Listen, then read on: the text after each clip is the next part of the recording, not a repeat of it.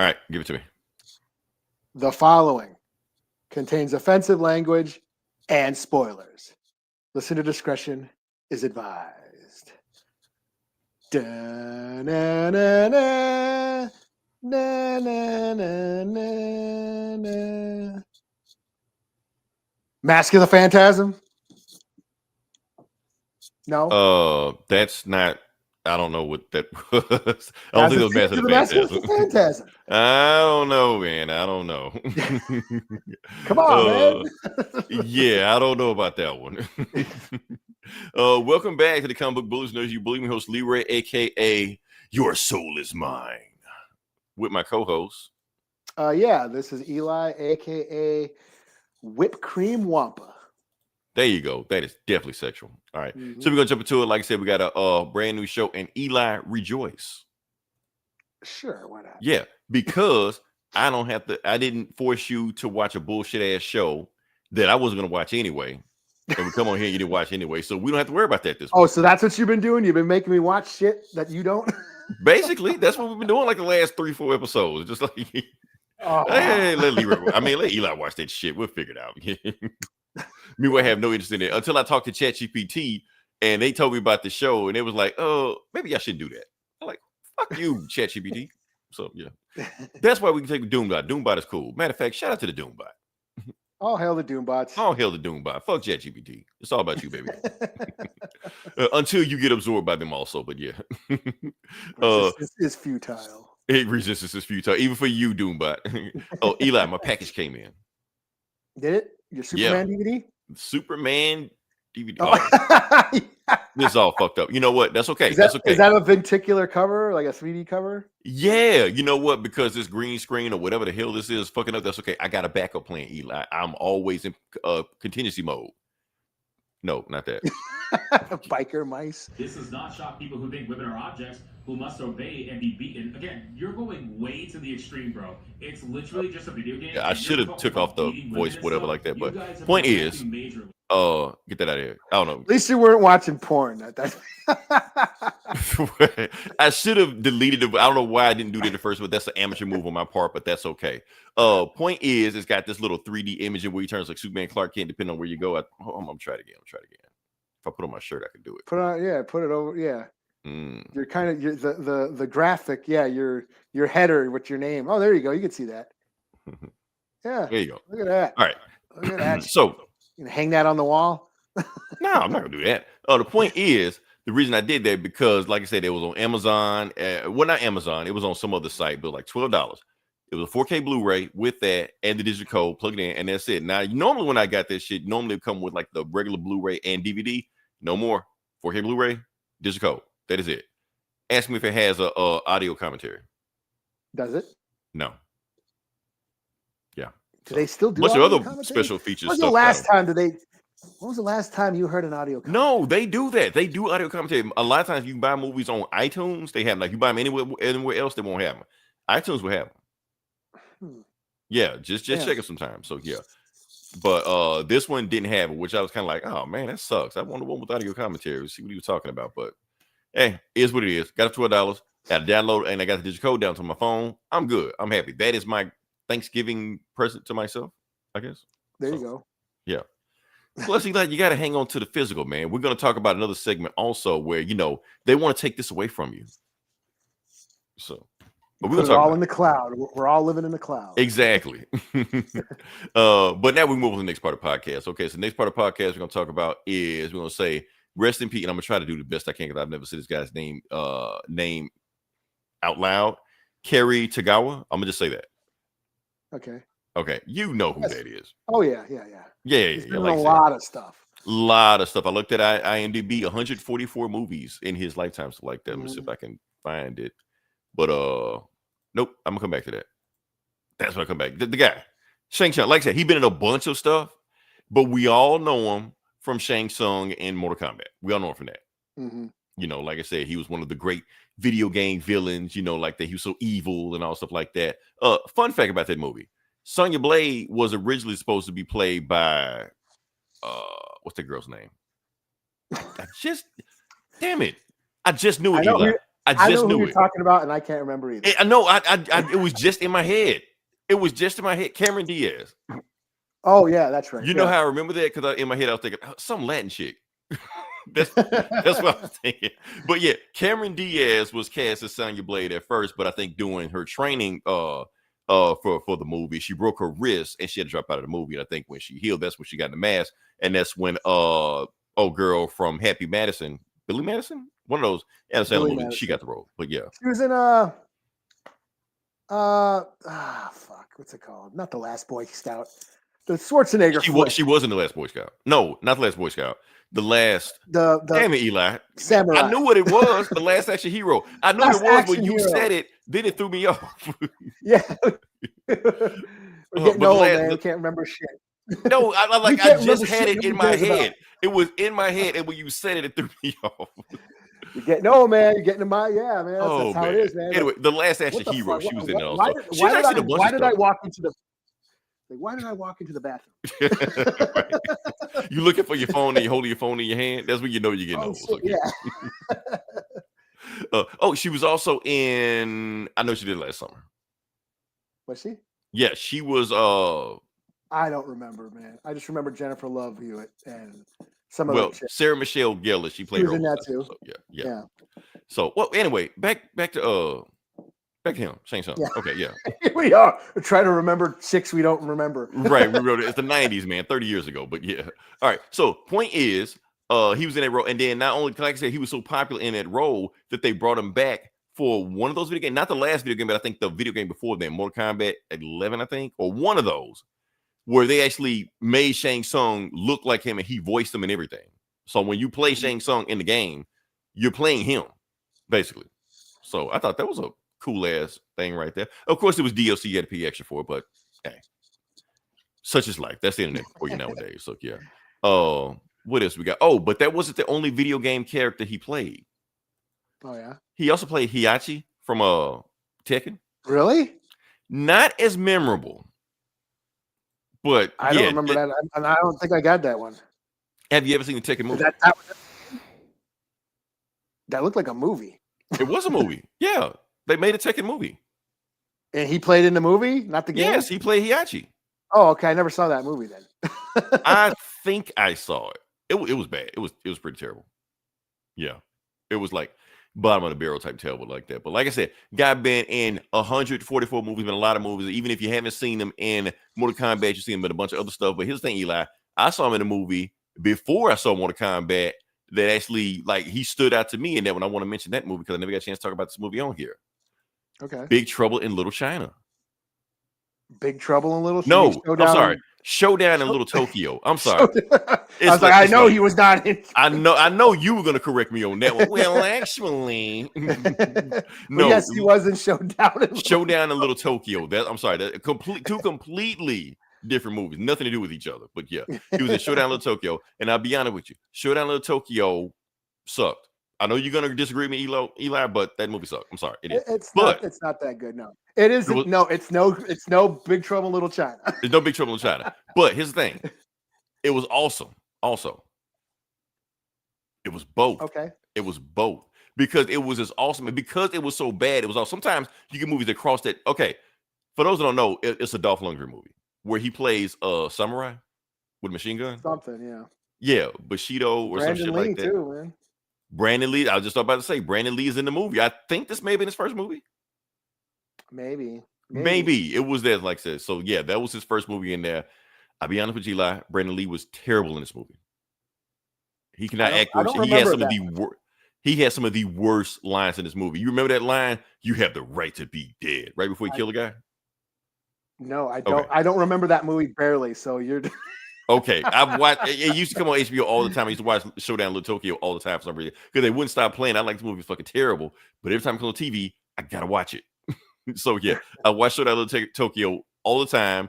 It's a very, very, very terrible movie, but I recommend it if that makes any sense. So yeah, it's one of those cheesy action flicks that. And the '80s they have a bunch of movies like that. They're cheesy, they're terrible, and they came on cable late at night. And you'd watch them because you were up and whatever. You know, but if it comes on, you can be like, oh, I know I've seen this movie like 30 times. I'm gonna watch it again. I don't care. Knowing is bad. It's not even a good movie, but you're gonna watch it anyway. So yeah.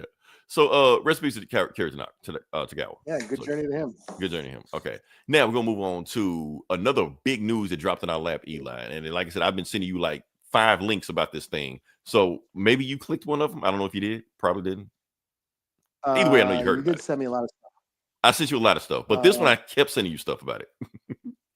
Anyway, point is, Netflix just bought Warner Brothers. Oh yeah, I heard about that. Yeah. Yeah. Not a rumor, not conjecture, not internet hearsay. Netflix put out an official statement themselves. I have this. Let me see if I can pull the statement, pull it up myself. I'm gonna see. I know I'm gonna screw this up, but I'm gonna try to do it anyway. Oh, too far away.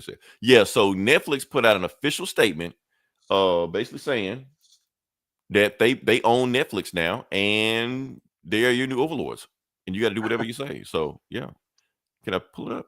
Boom. That's it. Come on. Nope. I gotta get rid of one of these. Get rid of that. Go here. There you go. All right. So Netflix owns Warner Brothers. Now people don't. If you don't know how big Warner Brothers is big. Warner Brothers is, of course, Warner Brothers. All their movies, CNN, and since it's a comic podcast, DC Comics. So yeah, yes. So Netflix owns one of the major film studios of Hollywood, which we're getting less and less of every day. So yeah, we are entering what's the Firefly timeline? Right. So like I said, they got this long, like I said, hold on, how much they sold it for? 72 billion. Yeah. Jesus. Yeah, that's how much they sold it for. So yeah, so Discovery no longer owns Warner Brothers. Discovery sold it off, sold it to Netflix. They've been hot back and forth. A&T owned them at one point, sold them off to that. Then Discovery bought them, and then they sold them off. Now Netflix owns them. So you know what that means. Rest in peace to HBO. Well, rest in peace to cool stuff. We're gonna prepare for a lot of suckage. Yeah, prepare the thing to start sucking. Because now they got to make money. They got to make that money back, which means they're going to crank out a bunch of crap. Which what they've already been doing. That's what Netflix does. And it's a lot of it's going to be cheap crap that is going to suck. Yeah, because Netflix doesn't make art. Netflix makes content. That's what they make. We saw what happened with Disney. Yeah, and here we are. But see, and I'm, you know what? I'm gonna blame Netflix for that. Okay, back in 2020 when COVID hit and all the stuff like that, Netflix was destroying everybody. So that's when the streaming wars happened. That's when Disney Plus popped up, Paramount Plus popped up, HBO Max rebranded popped up. Who else popped up? Somebody else popped up that I'm missing. Yeah, Peacock, everything. Yeah. It was a streaming service for everything. Yeah, it's streaming service for everything. So everybody went everywhere, getting their own thing, stuff like that. And guess what? It collapsed on itself. All these companies are losing money, except Netflix. That's all. So all of them jumped in the game to do nothing, just to jump back out. So now, why should Netflix keep HBO going if they already have? If that's the number one competitor? What they're going to do is they're going to strip HBO Max for parts and get rid of everybody. We've seen this happen before when these big companies take over everything. Remember Skype? Skype is, for people who don't know, Skype is dead. Yeah. Microsoft bought it, stripped it for parts, and put everything in Microsoft Teams. And Microsoft Teams is technically Skype, but it ain't Skype. Remember Comixology? I do. Yeah. Stripped it for parts. It's Kindle now. So and it sucks. And it sucks now. Like I said, we had to deal with this shit since the comic podcast. Like I said, prepare for the suckage. Right. That's what started. They're just gonna keep cranking that content. Oh, and we ain't even talk about what the bill's gonna go to. Oh, yeah, it's already $20 right now. Then you got all this HBO crap you're gonna throw in there also. Oh, it's gonna be crazy, Eli. Oh, but that's not it's cable again.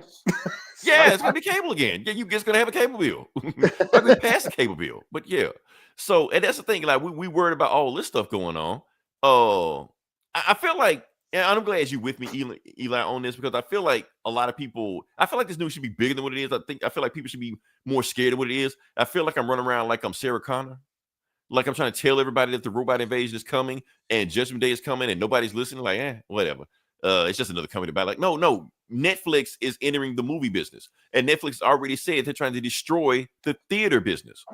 They've said this. They're going on record. They don't care about that. They'd rather you just watch Man of Steel 2 at home. Or I'm sorry, Man of Tomorrow at home. Or the Batman 2 at home. They don't want you to go to the theater. They want you to watch this shit in your drawers, in your living room while eating potato chips. While on your phone. While your family members in the other room screaming at you, shit like that. Hey, Go get some food for the family and shit. You know what? Or while your nephew is streaming Fortnite in the next room, eating up bandwidth while you're buffering your shit, you're trying to watch it. You know, not gonna say that happened to me, but I'm just saying. So that's the theater experience they want you to go through now. They want you to watch. Yeah. So something like Lawrence of Arabia. I'm sorry. That's why I'm glad I wasn't watching that when I was streaming Superman. Is that a real thing? Is that a real? I don't know. It's Rule 34, Eli. If I said it, it exists on the internet somewhere. Just don't Google it. Yeah.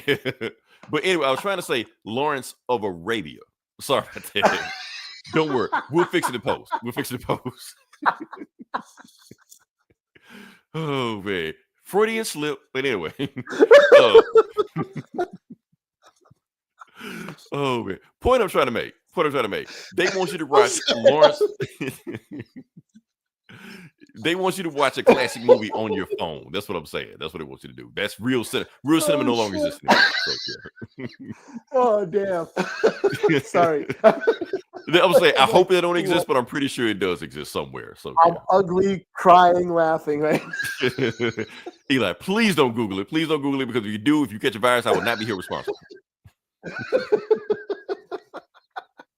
That's got to be the name of the episode. I'm not naming. They're going to shut us down so quickly if I do that. That'll be your tagline next week. And this is why I know. This is why we're not professional. Don't listen to what we're saying. Yeah, in our great news segment about Netflix buying Warner Brothers. What the hell was Leroy watching before we started? Oh man. Oh shit. Oh man. Oh man. But that's what it's like. Okay, so they're trying to kill theaters. Also, they're trying to kill this physical. So, anybody owns a Stranger Things DVD anywhere? Yeah, I know they make it. They make them, yeah. But you can't find it anywhere. It doesn't exist. It technically doesn't exist, so you can't find them because that's what they want. So if they were to take Stranger Things off streaming service tomorrow, but you shit out of luck. Yeah, so well, you can't watch anymore. They control what you watch now. So physically, they want physical media gone, they want theaters gone. Now I know a lot of people agree with them. They want theaters gone too. I heard people bitch about it, like I don't want to go to theater because of blah blah blah this, blah blah blah that. I'm sorry, I ain't like the theater experience. When I watch a movie for the first time, it's a movie I really want to watch. Watch on the biggest screen I can, you know, in an enclosed theater where I don't have motherfuckers yapping in the back of my well, they do it in theaters also. But they do that shit now. Yeah, but they definitely would do it if I'm sitting at home. So coming in there, telling me got to go somewhere and pause it. Or if they're watching it with me, then they're gonna get on the phone and start talking. Hey, what you doing? Oh, watch this whack ass movie. So what fuck you watching with me for then? Go in the next room, you know. So that's what you got to deal with. What I just want to be in a theater, well, as quiet as I can, but you can't. But Netflix wants all that gone. They just want content. They just want to crank that shit out. That's it. So yeah. So I like to say, Eli, I think this is bad, but I do too. I do too. And one of the things that I there was an article that popped up that said something about like how a lot of these streaming services, and I think Netflix maybe does this too, but there's something about how the way they write their scripts for their shows, for their content. Mm-hmm. They call it the 2-screen approach or something, because they are anticipating audiences being on their phone when they watch their content. So if they're watching their movie or their show, if you're producing a show, writers are now told to anticipate people being on their phone. So that means they're not going to be paying attention to the shit you're making. So write it, dumb down the writing, make the dialogue, very simple and very easy to understand, because people are not going to be paying attention to it. So it's just background noise. They're playing the background. Yeah. So there's this dumbing down of quality of writing now that's been going on. Right. Which is why, we've been saying that everything's just all right now. Because they know that the person is just playing the movie while they're really scrolling their phone on TikTok. Yeah, they know that's what they're doing. So it's intellectually boring. Like it's predictable, and a lot of it's predictable and boring, and it doesn't. Like a lot of these shows, a lot of these shows that I've been watching this year, they kind of just set up other things that just keep you, engaged to find out the next thing and just sacrificing storytelling, like good storytelling to keep you interested, there's no payoff, It's just, on to the next thing. We're writing to set up the next thing. You wanted to see something cool? Well, that's coming. 4 to 5 years from now. Yeah. When the actors have aged out of the role. So yeah. Yeah, that's coming. Oh yeah, this cool stuff is coming. Just stay tuned.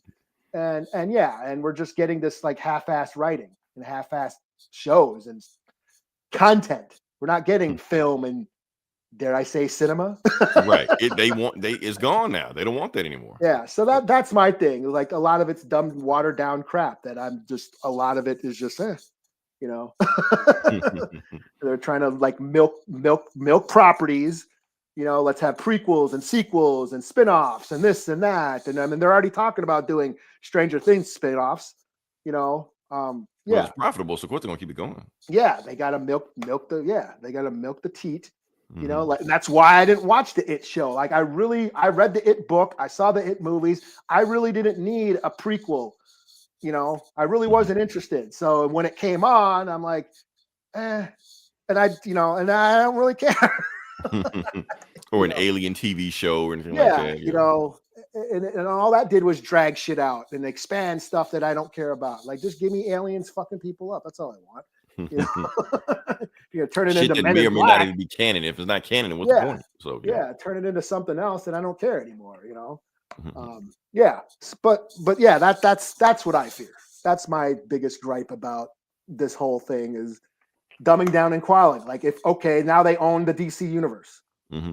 Are we going to get watered down crap from DC now? Yeah. I'm just wondering, are we going to get theatrical movies from DC now? That's the thing. That too. Yeah. And are like, did James Gunn get the 2-screen writing approach? Right. Memo. Like, hey, right. Man, make your movies for phones now. So. There's too many words in your script, James Gunn. Speaking of James Gunn, speaking of DC, because we got to talk about the band topic, Eli. Got to bring back band topic. Oh shit. Yo boy. My boy. Zack Snyder. Shit. Because here's the thing. We know he was at one point Netflix's golden boy. And they got this whole Snyder thing. I'm just saying it's a big thing now. If people been chattering like that. Is Zack Snyder coming back? Is he coming back to finish the Snyderverse and all this bullshit like that?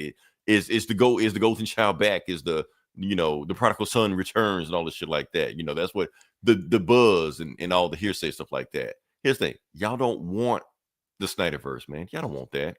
Because the Snyderverse come back, this guy comes back. So just saying, you didn't want him back. So first off, also Ray Fisher said he's done with DC. He not fucking with y'all the most. So Cyborg's gone right there. Ben Affleck said he's done with superhero movies altogether. Don't call him for this shit. Y'all don't want Gal Gadot back. Kal-El, no. Y'all don't want him back. So look at that. So it's dead. The Snyderverse is dead. Bury it. Consider it mercy. Just be done with it. Move on to something else.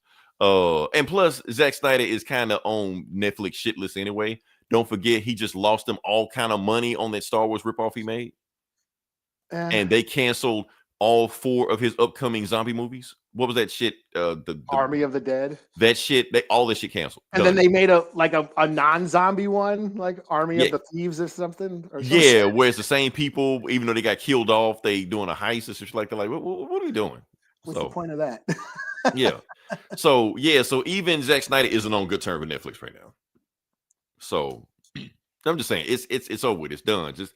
But that's another thing that's sad. Like, ooh, well, this means Zack Snyder will make it. That's going to make you cool with all this bullshit that they're going to do. Well, here's the thing. Here's the reason why. Well, here's the reason why Zack Snyder movies don't work in the theaters, in theaters right now. And I'm talking about like for budget Hollywood reasons like that. You're familiar with the 4 quadrants, right? Mm-hmm.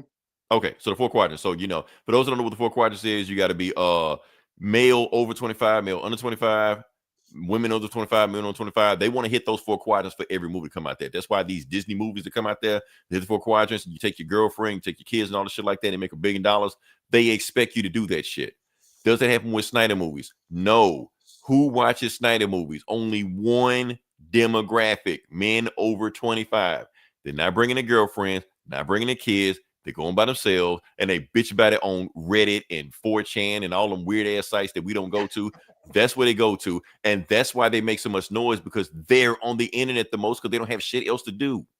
So that's why they're bitching about the movie, making so much noise about it. But that's why you hear all this chatter online about Snyder, make this movie, make that movie. When he actually makes the movie and puts it out there, nobody fucking watches it. That's why. Because you got a whole bunch of people yip yapping that don't really have any. It's the vocal minority. The only reason why. It's a big reason. It's a big reason why. So I guess, yeah. So, like I said, we won't comment on the quality or how good they are. Right. I'm ignoring it. Shitty movies make a bunch of movies now. Like for instance, is anybody bringing their girlfriend to see a Snyder movie? That's what I'm saying. No. You can't bring your kids to go see a Superman movie with Zack Snyder making it. That's why Ben Affleck quit fucking with these movies. He was like, I can't even bring my kids to go see me and play Batman. Because I'm killing people and snapping necks and shit like that. So, like, what the fuck am I doing? His kids probably fell asleep before he snapped the neck. Probably so, but still, I'm just saying. He said he can't even bring his own kids to still play Batman. Just like, damn. So that's why he know these movies are already fucked to begin with. So, like, no, the Snyderverse need to just, it's done. That's it. Just move on from that. So, yeah. So that's all I got. The end is not. That's the whole point I'm trying to make right there. So, yeah. Anything else we got? Or no, I agree. You know. Okay. Just make sure you're gonna say, I didn't know if we were gonna argue something like that. You were like, yeah, because everybody else is just like, yeah, Netflix get Batman. We're gonna get some good movies now, and I ain't gotta go to the theater. What I gotta watch shit in my drawers. Like, no, it's I've been watching Wong Kar-wai movies for the past couple, months.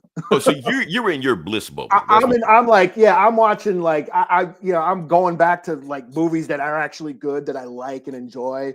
Yeah. I was like, everything new kind of is like, eh. You know what's fucked up the other day, man? I watched Demolition Man. Okay. And I watched it for some reason. I was like, wow, this is better than almost any movie I've seen in the last 5 years. Demolition Man. That shit was mid as fuck in the 90s. Yeah. I was just like, oh, that's what we are now. Like, okay.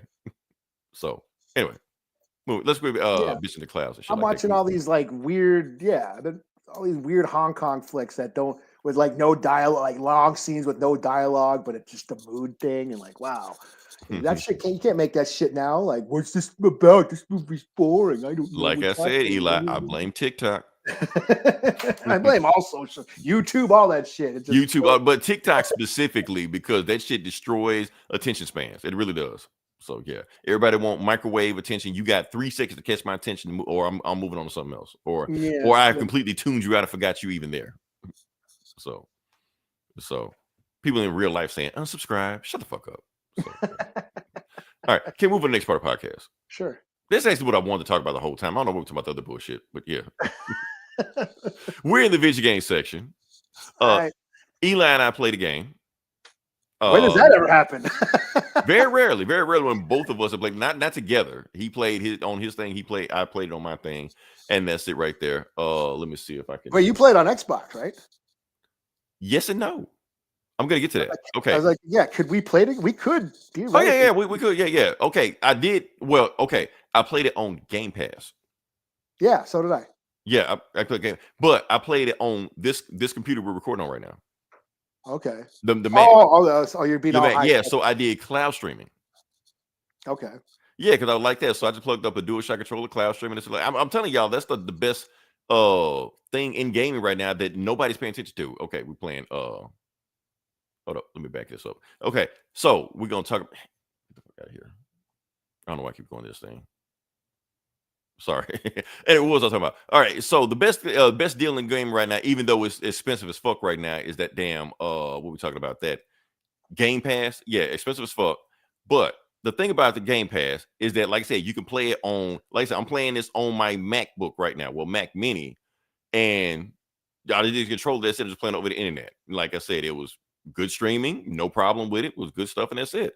So we're playing with it, but yes, we could play together, Eli, if we felt like it. So yeah, it says up to 4 players or something now. Yeah, it plays up to 4 players like that. So all right, so can we get into it and talk about what we think about this game? Like I said, this is Marvel Cosmic Invasion. What we're talking about. This is the game we played, the game we talked about, and I'm just gonna see what this is right here. Oh yeah, we're gonna get to that. Yeah. So like I said, I want to like break it down and let's do a quick review on it. You tell me what you think about it, Eli. Like I said, this is a retro love related to 90s beat 'em up, but specifically Marvel's 90s beat 'em up, because Marvel had a bunch more than what we take credit for. Like I said, we got X-Men. I'm sorry, right there.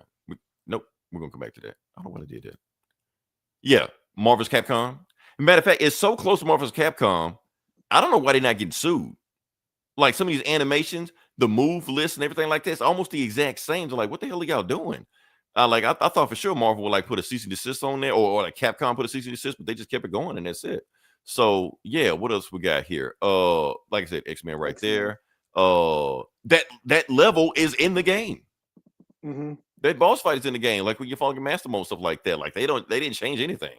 And one of my favorite games, Captain American Avengers, which I honestly took a lot of inspiration from that also, because you got the shield, the running, the you can use super moves without actually blasting stuff. To me, that's similar to Captain American Avengers more than it is X-Men and what was that on? That looked like Game Boy or some shit. No, that was an arcade.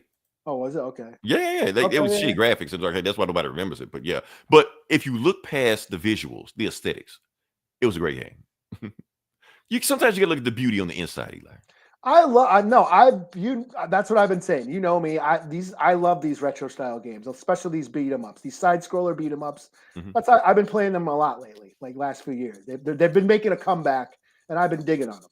So this was right up my alley. I was really stoked. In fact, when I saw you streaming, I was like, "Oh shit, is that out now?" And I ran and downloaded. You saw me streaming this? Yeah, I saw you streaming the other night, and I was, "Oh, is that out now?" And I just ran to the Xbox and hit download, and okay, I'm about to bust this. Well, thank you for following my stream, Eli. So you was one of my 4 views that I got that night. I watched it on. It came up on my YouTube, so I wasn't watching it live. Oh, that's right. I did throw it up on YouTube. That's right. Yeah, it was on YouTube. Okay. That's where I saw it, and I was like, oh shit, I'm about to fucking get this. Yeah. So other things about the game. So, and now his thing about these beat 'em ups like just like that. A lot of times I didn't really like playing them, like Final Fight and Streets of Rage, or even the games we just named like X-Men and stuff like that. Because I thought they were too simple for me. They were just like button mash. You just mash, and they cheap and hard for no reason. They made to drain your quarters and stuff like that. And I was like, I ain't gonna play this because it's too simple after that.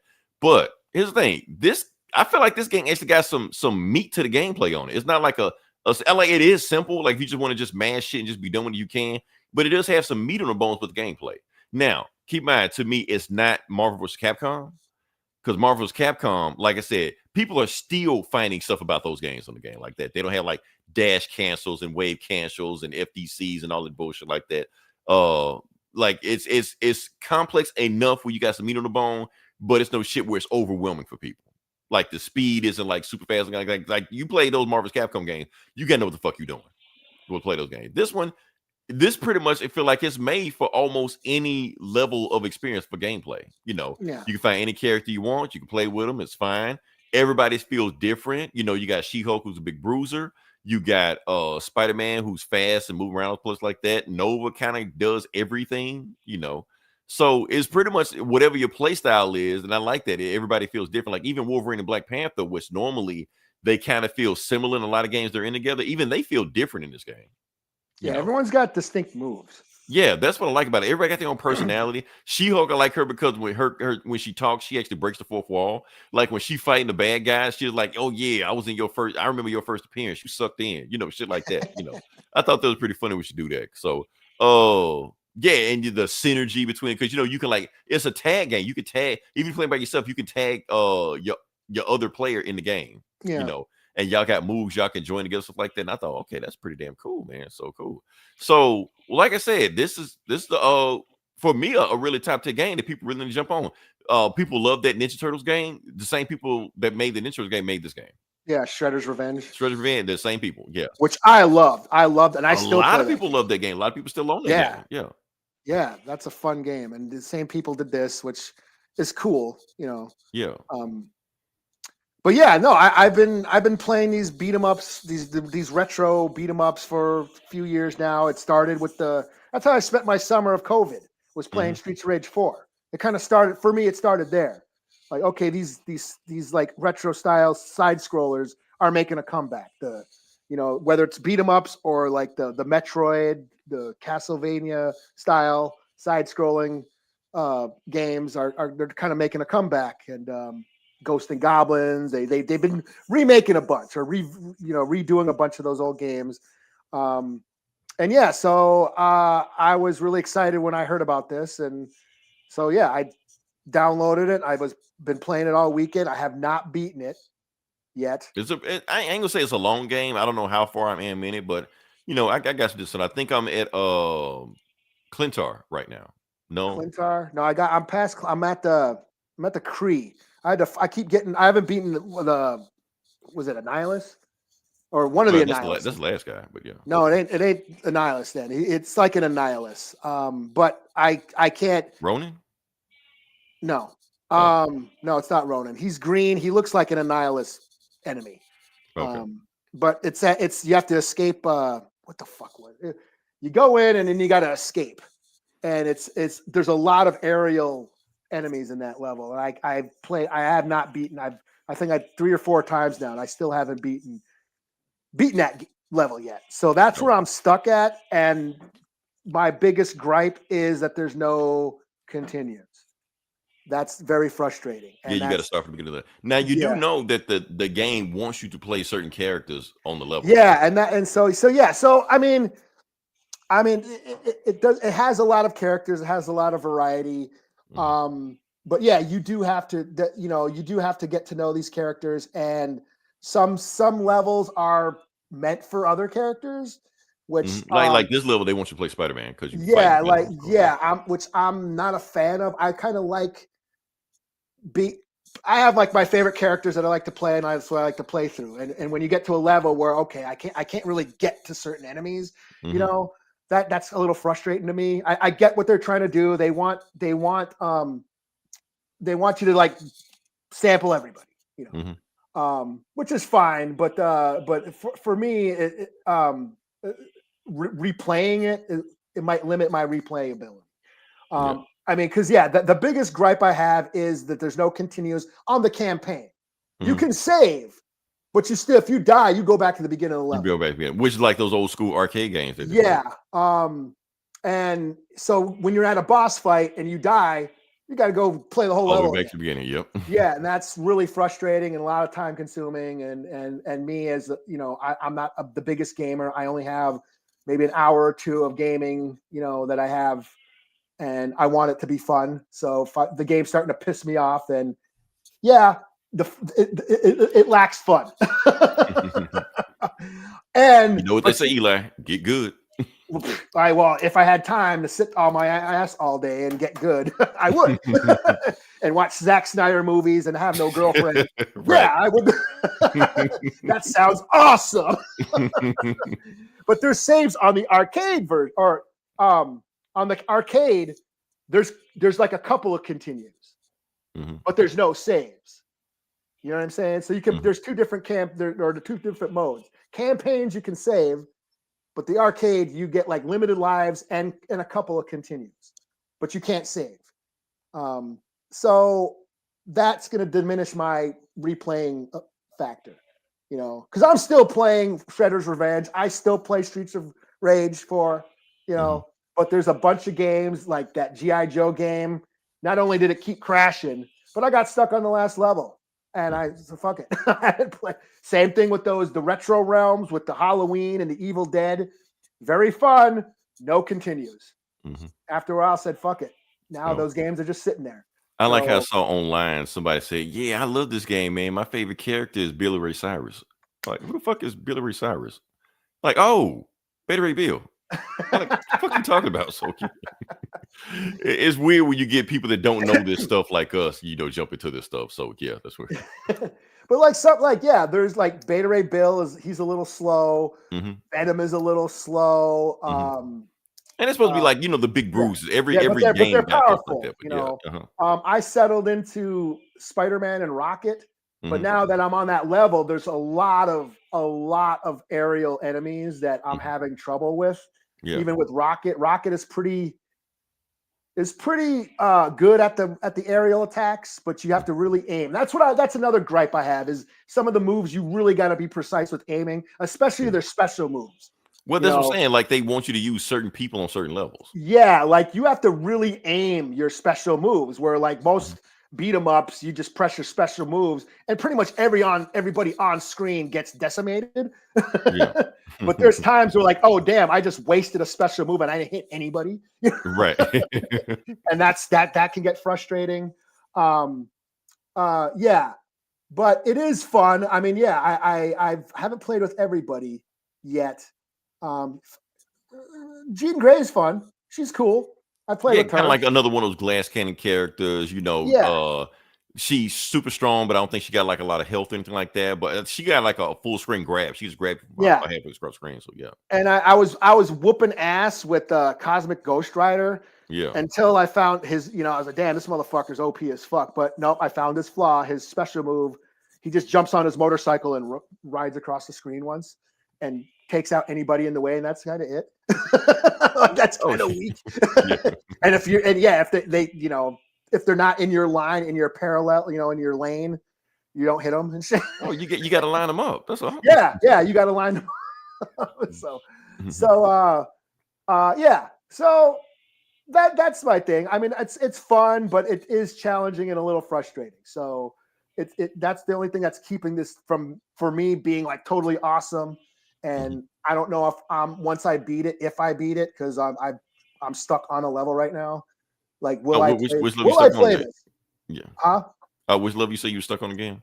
It's the one where who is it? It's not it's an Annihilus type of villain. Oh yeah, that's right. You said some green guy. Okay. Yeah. Not Ronin, but yeah. No, it's not Ronin. It's on I can't remember. Hala or whatever. Hela was a fucking pain in the ass too. I kind of ran through Hela. Venom was a pain in the ass for me. So yeah. And that's the thing. They want you to level up your characters also. They may why you're having a tough time. Well, Hela like kept disappearing. Yeah. That was what and with the character, I was using Rocket and Spider-Man. So you really have to aim with those guys. Yeah. But I tend to favor the faster characters because you could just, especially Rocket. Rocket's got that cool combo where he lays those grenades on the ground and that just takes out enemies. Which is what he did in Marvel's Capcom 3. Like I said, I feel like they're taking moves from that game too, but yeah, that's neither here nor there. But yeah. Yeah, it is very much like, the sort of the Capcom inspired games. But those were fighting games. This is a side scroller. Yeah. But no, it's fun. It's just, I'm at the point where it's getting hard. It's getting challenging. And I don't mind a challenge, but once I'm playing, if I'm playing the same level for an hour, that's when I say fuck it. Right. So this would have got, when I first started playing it, I was like, this is like the fucking dopest game of the year. Yeah. And now that I'm far into it, I'm like, okay, maybe not so much.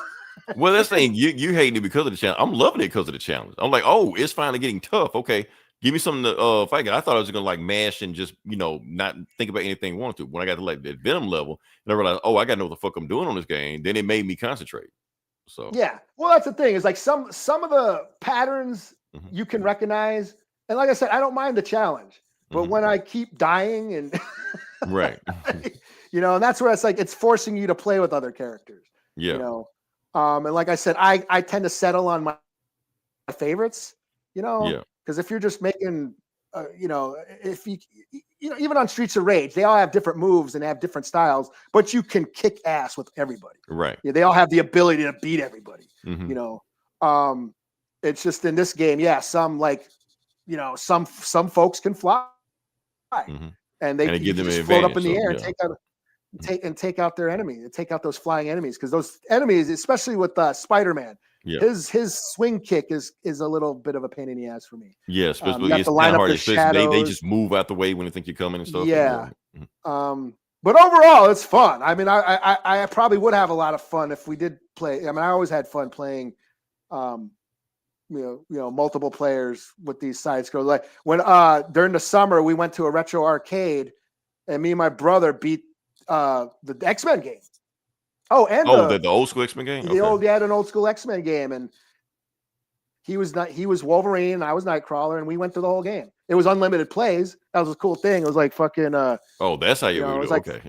Yeah, it's like $15 to get in, and it's unlimited plays. Okay. It was like really cool, and it's like 3 hours. We were there for like 3 hours, and Oh yeah, they had the Punisher game, the side-scrolling Punisher game. Oh, with Nick Fury on it. With Nick Fury, that we played through that. Technically, the Punisher is in this game. Is he? Technically. I thought Lockjaw, when you get you're that level where you see Lockjaw, I thought he was going to be a character. And I was like, oh, he's not. No, you can't really fight with Lockjaw. But I'm saying Cosmic Ghost Rider.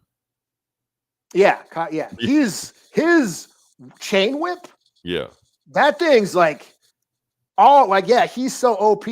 Like as far as his just general moves, he's he kicks so much ass. Like his chain whip reaches the aerial guys, and it's long enough to fucking get off everybody on the screen. Oh, so he like the guy in Castlevania then.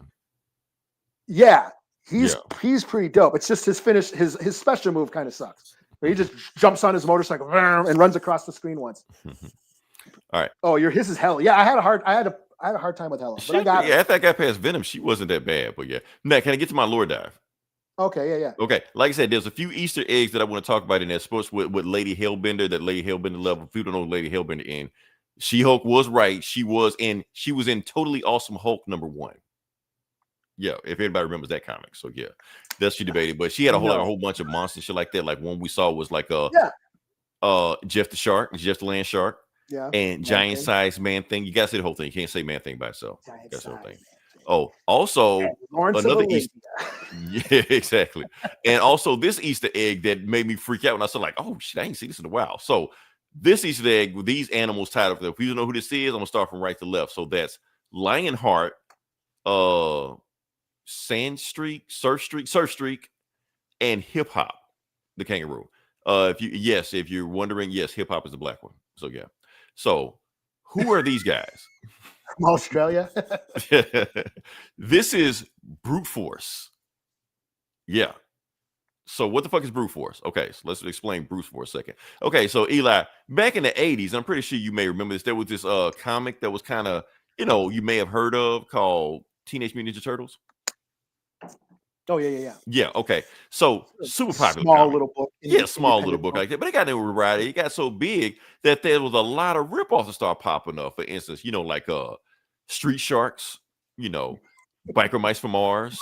Oh, that's why that's why I put that in there. Yeah. SWAT Cats, Battle Toads.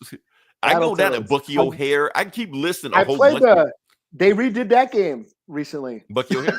Oh, Battletoads. Battletoads. Yeah, they did it also. Yeah. So that's the thing. So they had all these ripoffs around that time in the 90s and the late 80s. They kind of cash in on Ninja Turtles, trying to get the money in. And Marvel was also like, well, if everybody else cashing in and getting them ripped off, why don't we do it? The House of Ideas. The House of Ideas. Let's just take ideas. So yeah. So they decided to make a 4-issue comic with a bunch of animals that some doctor made super smart and gave them suits to make them fight crime and shit. So yeah, they pop up every now and then, not very often, but every now and then it's like an Easter egg. Hey, remember this? Like a type deal, but nobody really remembers brute force. So the fact that brute force is in this game threw me off. Like, what the fuck? Okay, I ain't seen him in a while. So yeah. So I just want to throw that in there. I just want to throw in brute force. So yeah. No, I knew it was funny because I knew what you were talking about. Mm-hmm. Because a couple of years ago, it was on the Disney, the Marvel. It was a Marvel show. I can't remember what it was. One of those documentary shows, like behind the scenes shit at Marvel Studios. Yeah. And that one Paul, he's like a comedian, and he does he's in a bunch of movies. Anyways, he pitched a brute force show to Marvel. I think he wanted it to be animated. Yeah. And you got to, otherwise you spent too much money, but yeah. And the whole episode is just him developing the pitch, talking about the show. Yeah, he wanted it to be this weird thing. He wanted it to be an obscure property, so he chose brute force, and it's just him going about, trying to find people to help him working on it, and then finally pitching it to Marvel Studios. I don't think they picked it up. Obviously, they didn't pick it up, but that's what I heard. I was, that's what. Yeah. Well, the thing is with brute force that they came at the wrong time. They came in the 90s, and by the time comics in the 90s, we was already past that shit. 90s was Wildcats, Youngblood, Deadpool, That's an image. We was on that shit. We didn't care about funny looking animals with guns, shit like that. We was over that. You had to jump on that train when it ended. Paul Scheer. Sound familiar? He's like a comedy actor. Oh yeah, that guy. He be on that thing. Yeah. I know what he looks like when I see him, but I don't know what he's on, but I know what I see him. So shit, it was Marvel. I just 616 Studio. Is that what I just fucking minimized it? It was on blah blah blah brute for blah blah blah blah blah blah. Crap. Marvel 616 episode. I guess it was a show called Marvel 616, and it's just like a behind. It's just a behind the scene on the MCU shit. It was on the app, and I remember probably during lockdown, and I was watching all that shit, because it was brand new at the time, and I saw that episode. That's where I know this from. Okay. That's how I knew what you were talking about. Okay, like I say, because brute force some obscure shit, man, that Marvel pretends like they didn't do this. So who knows? Maybe there'll be DLC. Who knows? So but anything else we got to talk about? I'm done with slap a score on. I gave it a 3.5 out of 5. Oh, so you gave it. I got to go higher than you then. So I'm gonna say, somewhere between 4 and 4.5. Don't want to get a 4.5. I'm really loving this game. Matter of fact, remember I was going to talk about my top 5. Okay. So top 5 this decade, not all time, just this decade. Top 5 Marvel video games. Video games made by Marvel. 2015 to 2025? 2020. Okay. Of this current decade we're in right now. Not the last 10 years, but just of the 2020s. 2020s, yeah. So basically 2020 going forward. Okay. So I'm gonna start with number one. Number 1, Spider-Man 2. I don't give a damn what y'all say. I don't care if y'all saying it's woke and had agenda. Fuck y'all. Don't care. Best game this generation. That's just what it is. Best combat, best gameplay, best swinging, all stuff like that. Good at that. Second game, Miles Morales. I'm counting it too. It counts. And it came out in 2020, so that counts. So that's 2. 3. I'm going 3. The game that y'all don't play, that y'all need to play it. Midnight Suns. That game is fucking awesome. People ain't playing it. They need to play it. Find it, play it. You'll love it. It's like a strategy MMO RPG. The game is damn near addictive if you play it. So yeah. Oh shit. Yeah, I don't know if I got time for that shit. Okay. That's number 3. It's a lot of leveling up and all that shit. Oh yeah. It's all that shit. Leveling up your stats and all that stuff like that. But I'm telling you, Eli, the game is addictive. You get into it, Eli. The game is addictive. I'm telling you. So yeah, that's 3. 4, Guardians of the Galaxy. I know nobody played that game. Don't know what the fuck I'm talking about. I'm telling you, Guardians. I remember when you were talking about it. Yeah. Honestly, that game has made some of my favorite Guardians of the Galaxy media that they ever put out. It's great. Combat is great. Gameplay is great. It got some deep allure. Lady Hellbender was in that game too. So it was cool. She was popping up again. And number 5. What is number 5? What? I know y'all gonna say Marvel Rivals. I don't really give a shit about that game. That game hurts my head. I don't know. I don't really like it. Yeah. Yeah, I did play that. That's the one I did. Out of all these games, that is the one I did play. Yeah, but what'd you think about the game? Marvel Rivals, I like I said, I ain't got time to get all good. I ain't got time to sit there and get your perks, get all perky, and I ain't got time for that shit. Like I took a break for just a few days. I didn't play that game for a few days, and I jumped back in, and motherfuckers were just whooping my ass. Like yeah. I ain't got time for like I said, I didn't understand what the hell was going on. I like y'all can have this. I was playing same thing. It was like Star Wars. There was a Star Wars game like last summer that I was playing, similar to Rivals. The Star Wars Warriors. I can't remember what it's called, but similar shit. I was playing that for a good couple weeks, getting good at it, getting upgrades, all that shit, getting really good, getting good, scores and shit. But then I took a break for like a week, and then I jumped on, and everybody was kicking my ass. We're all XP'd up and shit and perky and shit, and just started whooping my ass. I was like, fuck this. This game sucks now. And you know what? Number 5, my number 5 game. I'm gonna throw it in there. Yeah. Is this you and me? Yeah. No, this is you. This is me. Yeah, I never played with She-Hulk. Yeah, so that's you. I tried to throw you in there, but okay, doesn't matter. There we go. That's you. All right. So I'm gonna say this number 5. I'm gonna say number 5. But can I yeah, there's Shark, Jeff the Shark. Yeah, just land Shark. Yeah. So can I but I can't throw a number 6 in there. Go ahead. Marvel Avengers. Avengers? Yes. I know everybody hates that game. I don't care. I love the game, but I will say that this game is better than that game. So I gotta be objective. I gotta be, I can't be a fanboy about the shit. But no, it's the thing. They started throwing some really awesome stuff in that game. It was 4-player also. That move has some like a bunch of moves you can level up and really have some awesome stuff in there. They started throwing in more characters in there. Still the best Black Panther game we got.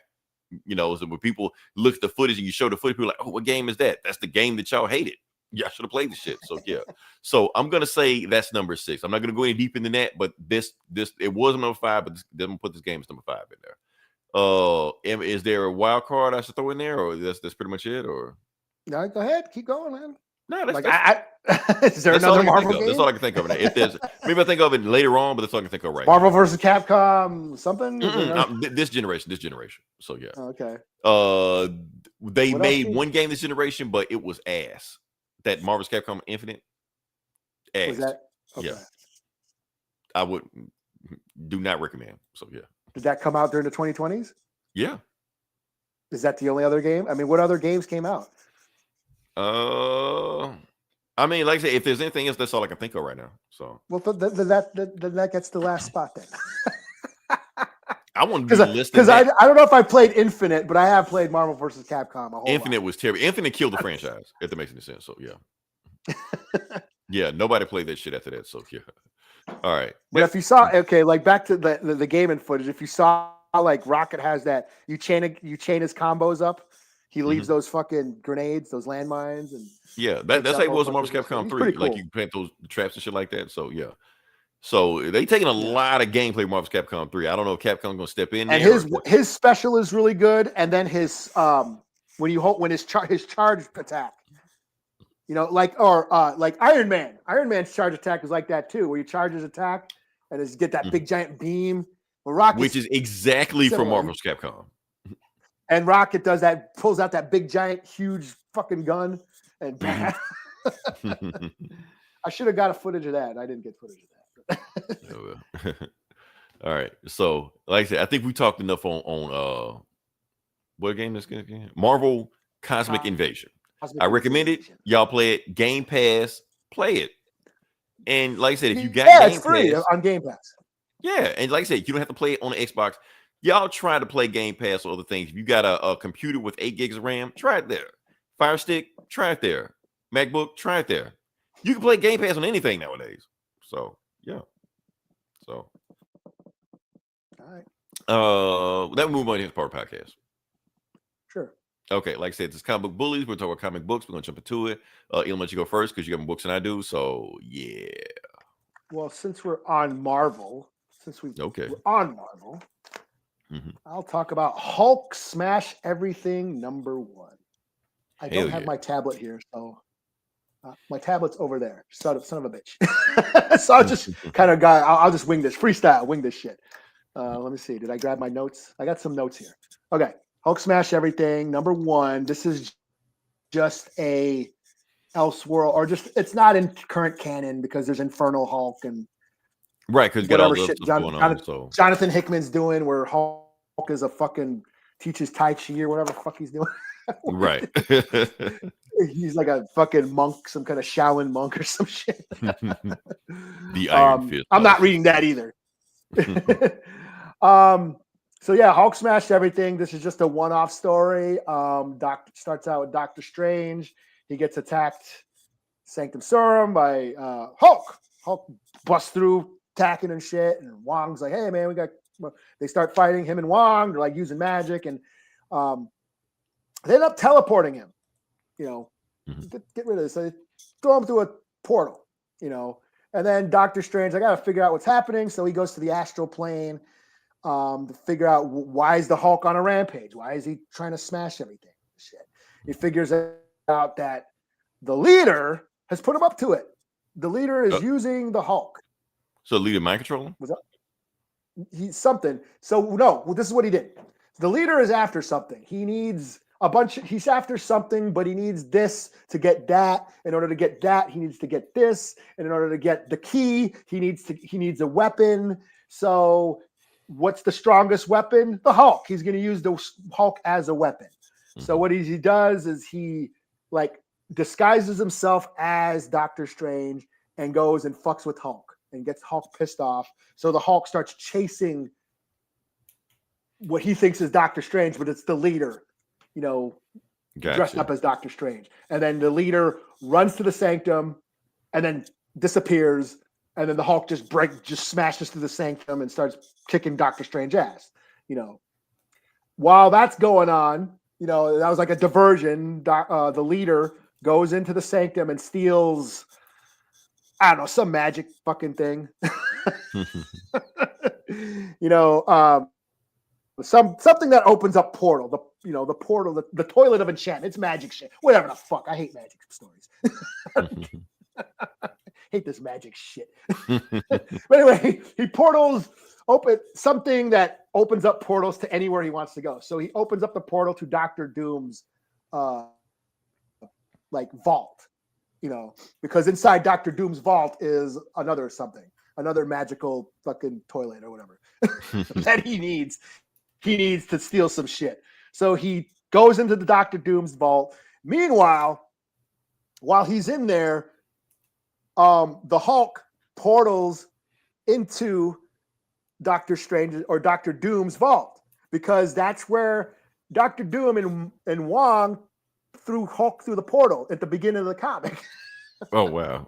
So we'll just open the portal and throw him to where Doctor Doom is, or where the leader is in Doctor Doom's vault. So then we have the leader versus the Hulk, but then the leader ends up portaling the Hulk into I thought it was a Savage Land at first, but it turns out it's just dinosaur days, like the dinosaur time of the dinosaurs, Jurassic Park or Jurassic Age, whatever. And he's fighting a bunch of dinosaurs, and he's trapped there. And then all of a sudden a meteor comes and boom, the meteor that took out the dinosaurs falls on the Hulk. And that's where the comic is to be continued. Kind of a wild, goofy. Yeah. Yeah, kind of a wild, goofy story. Whatever. It's just dumb fun, Out of continuity, or it could be in continuity, just in a past tale. Somebody might reference this later on. Hey, remember the time we did such and such? So yeah, I remember the time Hulk tried to smash everything, and we had to portal him back to the dinosaur days and shit. Because Ryan North probably would do that in his own comic book. Yeah, kitty stuff. It was okay. I'll give it a 3 out of 5. It was nothing mind blowing. It's just kind of goofy, goofy dumb fun. Nothing too groundbreaking. So yeah, 3 out of 5. Nice. Okay, so the first book I'm going to do is the book I told you not to buy. Oh yeah, I didn't. Okay, good job. I didn't read it either. Okay. I wasn't gonna read. Okay. It. You know why? Why is that? Because if you look at the back, if you look at all these KO shits, and they show you the fucking list of comics that are all coming out regarding this event, the next comic is Superman versus Lex Luthor. So they're already telling you who's won. Okay, well, I know who's gonna win this fight. Obviously, Superman wasn't gonna lose, so the whole story been about him anyway. So why would he just lose all of a sudden? Some random ass dude. Yeah. So yeah. I was like, you know what I did? I did what you did. I'll let Leroy do it. You take care of that shit. Leroy will tell me about this shit. Okay. I'm glad, because if you would have told me, yeah, I bought this, I would be like, no. All right. So anyway, the book we're talking about. The book we're talking about is DCKO Superman versus Captain Atom #1. So this book, they actually put on DC Universe. They put on DC Universe when they threw it on there. So we got a chance to check it out. Well, I got a chance to check it out.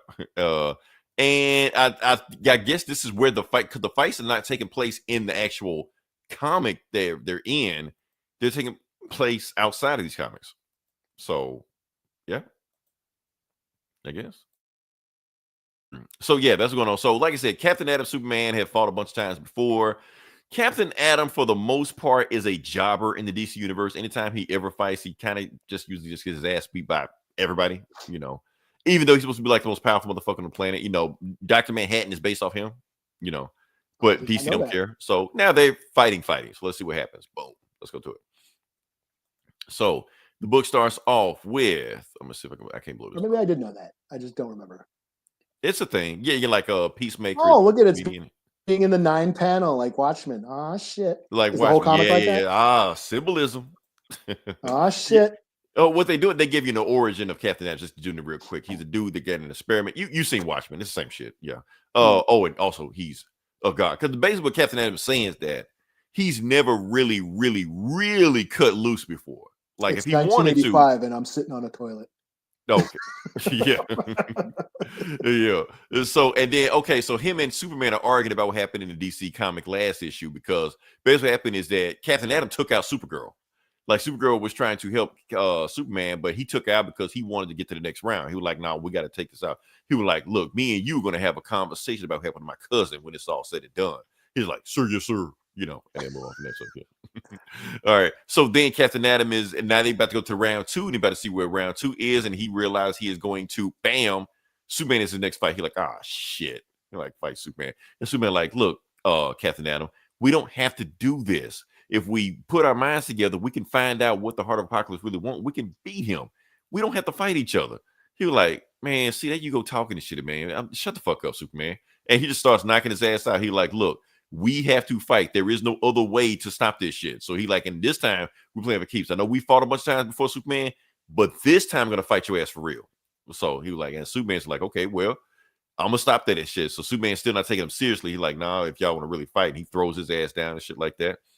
It looks pretty cool, I gotta say. Yeah, they throwing some haymakers and shit like that. Superman's just like, "Look, no, we're not gonna fight. We're gonna find another way together, because I'm not going to take you out, just move to the next round. Just like I know you're not gonna do it with me." And he's like, "No, I'm gonna take you out right now, Superman. I'm tired of fucking with you, because really, we are not on the same level. I can fuck you up anytime I want to." So what he does, his right hand, he turns to the kryptonite. His left hand, he turns to the red solar energy. 2 of Superman's weaknesses. And then he just goes to work on Superman. Yeah. Bam, bam, bam, bam. Takes his ass out. He was like, "Shit." He was like, "You would never kill me, Superman." He like, you don't fucking know me, man. Captain is not my superhero name. It's my military rank. I was trained to kill. I was trained to take out my enemy any means necessary. And you would get him away, Superman, because if you doing this weak ass Boy Scout shit, you don't deserve to go to the next round anyway. So I'm gonna do you a favor. I'm gonna just take you out right now. So, and he drains the solar energy out of Superman's body. Fight's over. That's it. Yeah. So, damn. While he does that, the Heart of Apocalypse is kind of like seducing him and shit, like the power is intoxicating and all stuff like that. Oh, Superman's bad because it's 2 out of 3 fight. So, yeah.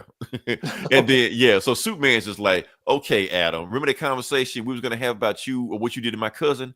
I'm ready to have that conversation now about what you did." And Captain Adam, "Man, fuck your cousin. Like, we're ready to fight, man. You're going to fight, or you just going to talk shit." You're like, "Okay, so round 2 is fight, but the rules are different this time. They make the rules up. So the rules are they can choose any version of themselves in the multiverse or time or whatever they can do like that." So like, okay, cool. So Captain Atom decides to become Monarch, which technically that's not him, but it is him, because it's weird. There was a run in the 80s where this dude named Monarch, who's basically DC Thanos, just showed up and just start wrecking shit like that. And he was going to be revealed to be Captain Atom. But since the news got out that they knew he was going to be Captain Atom, DC decided to change the information, throw the fans off, and decided to make it Hawk from Hawk and Dove. But really, it was Captain Atom. Weird. Fuck it. Superman turns to Superman Prime 1 million. So Kryptonite don't work on him. Magic don't work on him. Wrestle Engine don't work on him. One of the most powerful versions of Superman there ever was. So that shit he just did before ain't gonna work on him. And basically, most powerful version of Captain Atom, most powerful version of Superman, they go at it. And Superman just takes off, flies in the sun. Where the fuck you going? So he goes to the sun and he destroys the sun. Yeah. Yeah. The reason he destroyed the sun is because atoms don't work in the freezing cold or some shit. So yeah. So since it's extreme cold, Captain Atom can't use his powers. and Superman just takes him out, KO. So that's round 2. So now they're 1-1. Yeah. So meanwhile, Superman can feel the Omega energy affect him also. That's why he knows it's affecting Captain Atom's body also. So he decides to absorb Dr. Manhattan. Yeah, he absorbs Dr. Manhattan. Oh, I think he absorbs all his people. Yeah. And now he's like King Monarch or some shit like that. I am all power and all this shit. I am everything. And he was like, it's corrupting you, man. Don't do that. He was like, no, you don't get it. I'm so powerful. I can beat the heart of Apocalypse. This fight, this whole tournament is over. If I take over the Apocalypse, I have the power to beat Darkseid. We win. This is over with, Superman. Doesn't he just reach in and take the power? He's like, no, you can't take the power because that's what the heart of Apocalypse wants you to do. It is going to corrupt you. It's going to defend itself. So, yeah.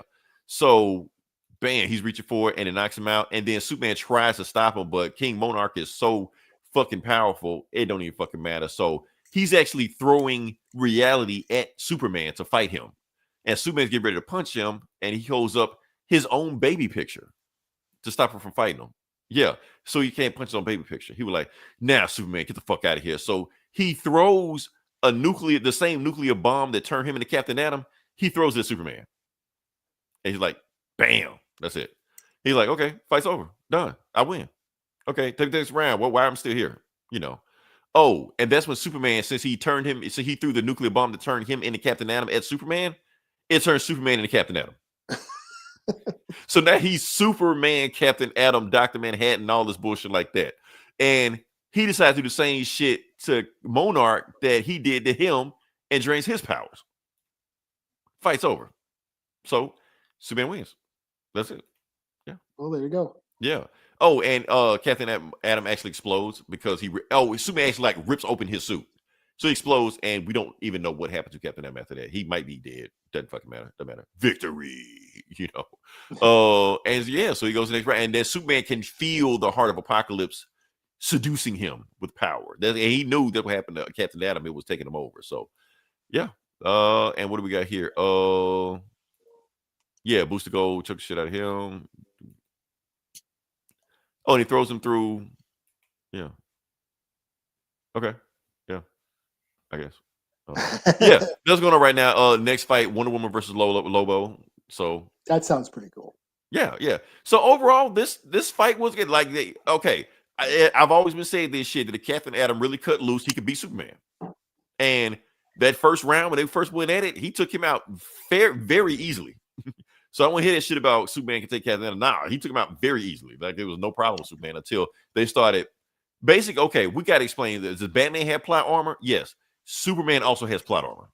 It does. They just made this shit work for Superman in this story. So, but it's cool. I like it. 4 to 5. It's cool. So yeah. All right, filibuster for a second. I gotta let the dog in. Okay, yeah. Because everybody knows the thing about Just League Unlimited, where Superman whooped the hell out of Captain Atom. I wish I had that clip, but I can't play that clip anyway. We'll get messed up. But yeah. And talk about the Watchmen, like I said, other people from the Watchmen, like he's from Captain Atom is Dr. Manhattan, Comedian is Peacemaker, Blue Beetle is Night Owl, Question is Rorschach. So all these were Charleston characters that came around the time also. So yeah. Oh, you're talking about Watchmen? Yeah, talking about Watchmen, just filibuster and shit like that. Yeah, that's what's going on because basically what happened was when because Charleston, the comic company, was bought by DC in the 1980s. That's when they was already rent thing, but they bought them in the 1980s when they had them. So Alan Moore found out they had them, and Alan Moore wanted to do something with those characters. He was like, let me get those characters. But then they read the story of what he was planning to do with them. All the fucked up shit he did with Watchmen, he was going to do to those characters. We're like, hey, we just bought these characters. We don't want you to do all that crazy shit you normally do with the characters. So just make us a shit. So what he did, he just made up basically analogies of those characters. So it's those characters, but it's not those characters. So yeah. So that's going on with that. And of course, they got a weird multiverse like that. So I think Earth 5 is the Charleston Watchmen universe where everybody is the Charleston character, but they act like the Watchmen. So yeah. So yeah. Well, right on. Yeah, I don't know. Are you still doing your thing? No, I'm here. Oh, okay. I was like, I don't know what to talk about, but yeah. All right. So what you got next? Well, let's move on to DC since we're here. So I got Batman. Is it number 4? Yeah, which I did not read. I'm sorry about that because I was Batmaned out. But yeah. Yeah, Batman number 4. Batman number 4. Or Matt Fraction, the Matt Fraction run. Right. So it says, enter the Minotaur. Shit. While I was up, I should have grabbed my tablet. Damn it. So this is a new villain named the Minotaur. And he's some kind of evil, mysterious banker. So there's a gang war going on at the docks. You know, one of the trucks got hijacked and big old shootout, and gangs are beefing, street war shit. And this pisses off this banker, this mysterious banker. He's like, what are these dumbass fucking criminals doing again? They're having another fucking mob war. They're always doing some stupid petty shit. Why don't we freeze all of their accounts, all the mob's bank accounts? Okay. You know, that'll get their attention because I need to talk to these dumbasses and talk some sense into them. So he does. He freezes all the mob's bank accounts. Then meanwhile, Bruce is like macking on that CEO chick who's the evil doctor. Well, we don't know if she's evil yet. Is she? If he's macking on it, she's evil. Well, she's the CEO of that company that's working on that drug. I can't remember. Cure the crazy, whatever. Yeah, I'm just saying Batman got a type. So if he's into her, she's evil. So yeah. Yeah. And then meanwhile, then he goes and he finds Anarchy in his gang. They're doing some, dirty dirt shit. Chases them down, whips their asses, and then he ties up Anarchy. He's like, what the fuck, man? What are you doing? What are you guys doing? He's like, well, I'm working for this new criminal in town. Tells him about this new crime boss that everybody's afraid of. Then we cut to Wayne Manor, which is now owned by Vandal Savage, as you know. He bought it in Zdarsky run, but yeah. And he's having a sit down with all the mob bosses.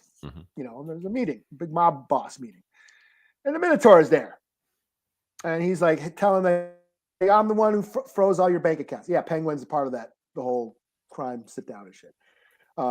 Vandal Savage, the Minotaur is telling them that, you guys got to stop beefing over bullshit, because all that shit does is disrupt the cash flow.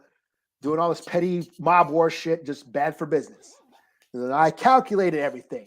I'm a part of this like organization called the Taurus or some shit. It's like we calculated our plans where if you stick to our plan, we can rule the world. Fuck everybody, fuck the superheroes, fuck the supervillains. We can rule the world, but we got to stick to the plan. Because we own the cops, and it shows, Vandal Savage. Like the cops, we own the cops. We paid off all the supervillains to, go do their shit elsewhere. Because all they do is create chaos. And then we like hired the low level street thugs to do petty crime shit to keep Batman busy. So he doesn't fuck with us. Like, I've got this all planned out. So you got to stop doing this petty street mob war shit. Stop beefing with each other because you're ruining all the plans. You're going to fuck this all up. So, if you're going to be down with me and we're going to do this shit, I need to make sure you guys, I can trust you. And so this is what I'm going to do. And he brings out all the mob bosses. He brings out their loved one. Each one has a loved one. They bring them out. So I'm going to see, these are all your loved ones, I'll make sure you guys don't fuck up and stop doing the bullshit. And then he executes all the mob, the loved ones. This is so I can trust you. And I mean business. You got stop the petty street shit. We got bigger things to worry about. I'm like, holy shit, this motherfucker's ill. And then it just cuts to Batman's like, okay, I gotta find this Minotaur and stop him. Batman. That's where it ends. That's where it ends? Oh, okay. Yeah, that's where it's to be continued, where the comic ends. So Batman's on. So is Batman in it? No, Batman. No, this is what Anarchy told him about the Minotaur. Oh, this is okay. Yeah. Okay, so we cut back to Batman saying, "Okay, I got to go find this Minotaur asshole and stop him."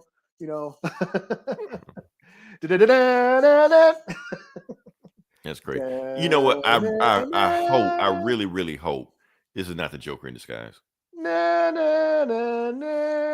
there have been so many good Batman stories that started off with, oh, this new villain is going to be, what is Batman going to do? It's like that. It's just Joker in disguise. Take the mask off as a Joker the whole time. Oh. I'm like, oh, that kills the story. No, like, why? It's a banker. He's really rich.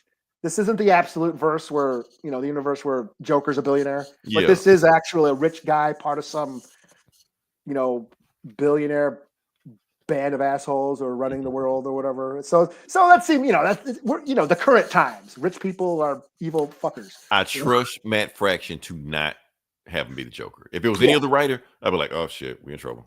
Here we go. Yeah. But I trust Matt Fraction. But I enjoyed this. I'm enjoying this Matt Fraction run. I think he's killing it, and this is another good entry. I give it a 4 out of 5. And Mask of the Phantasm, man. Yeah.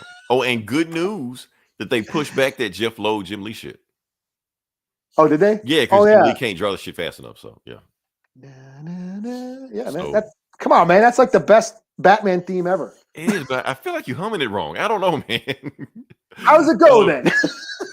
I'm not gonna do it. Well, it's got that choir that does it. Oh, yeah, that shit right there. But yeah, it was awesome theme song. Not Danny Elfman. People give Danny Elfman credit for that. He didn't do that. That was Shirley Walker. Yeah. So yeah. Put some respect on her name. So yeah. Oh, damn! I'm trying to do this thing. You don't want to do it. Oh, that's why I won't do it. All right. So the next book I'm going to do, since we're sticking with Batman, we're going to stick with Knightfight. Yeah. Did you read this one? No. Oh, also DCKO. That's all we doing. DCKO. Nothing else. The hell going on back there? You got a marching band? Oh, that's yeah. Here it comes. Yeah, that's the song. That you didn't hum that. Yeah. Yeah, it starts out with a chant. When you get to the horn part. Yeah. Probably can't play too much. They will shut us down if they play that, but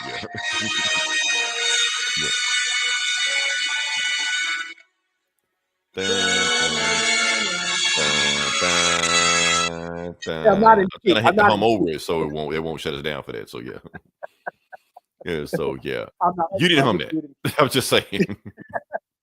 I did. It just didn't sound like it. All right. So yeah, like I said, we're doing DCKO Knightfight. That's what we're doing. Did I do the thing? I didn't do the thing. Knightfight. Yeah. Knightfight number 2. So yeah. Like I said, he fought Dick Grayson the first issue. Now he's fighting Red Hood this issue. So yeah. Oh, and also fighting Dick Grayson this issue also, because they got to keep shit going. So yeah. All right. So let's start there. See what we got. All right. So book starts off with load that bad boy up. Give me all that. Okay. Yeah. The book starts off with, like you said, all the DCKO people are in and stuff like that. So you got Batman basically saying he's fighting Dick because Dick thinks that Batman killed all the other Robins. They're fighting each other and stuff like that. And they're basically saying that, because Batman got a mother box. And the mother box is telling him what's going on in this universe, who the people are, who's Dick Grayson, like that. And Batman is telling the mother box, shut up. I don't need you. I just need to just listen to Dick's heartbeat.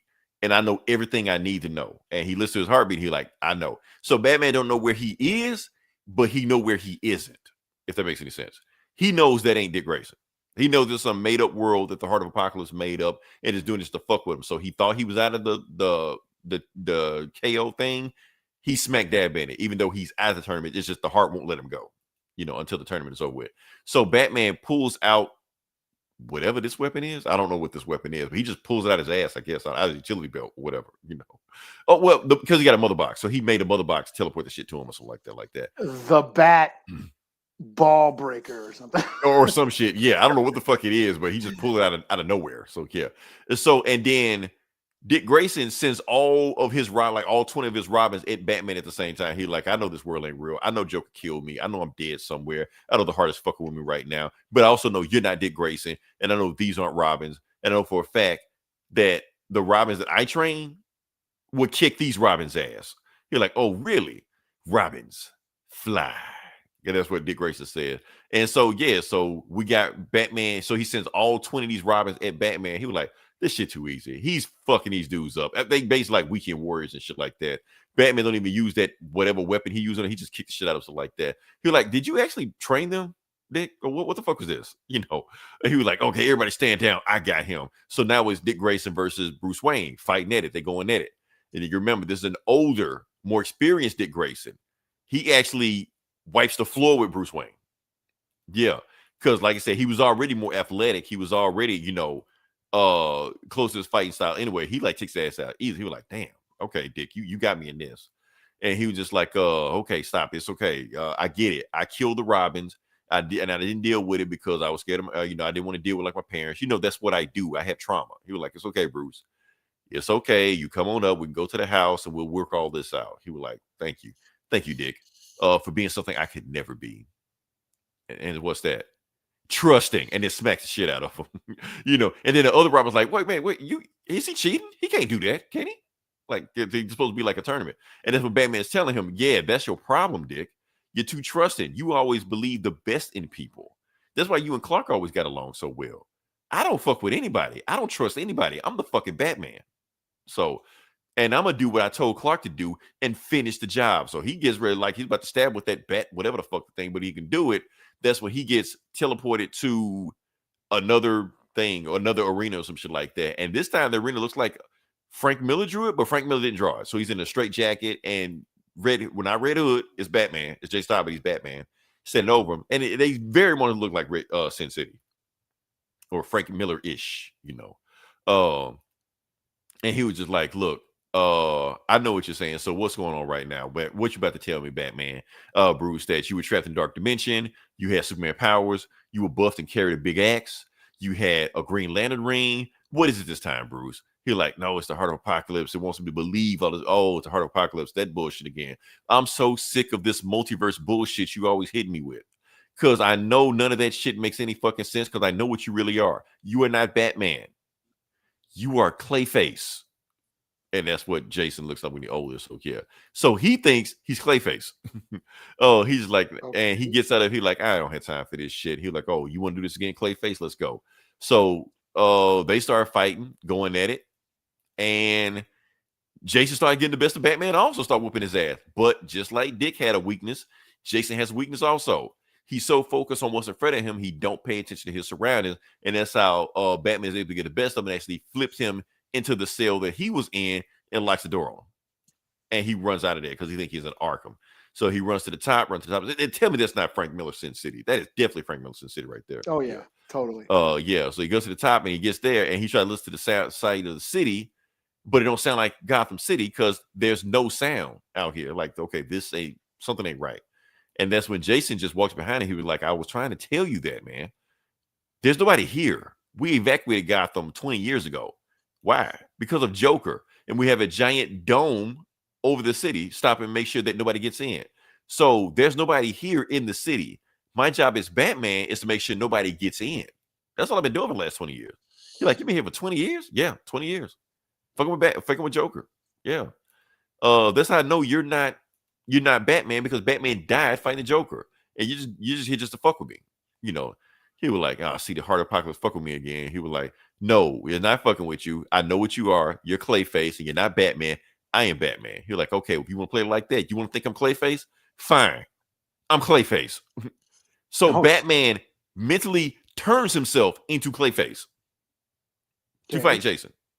So to be continued. Yeah.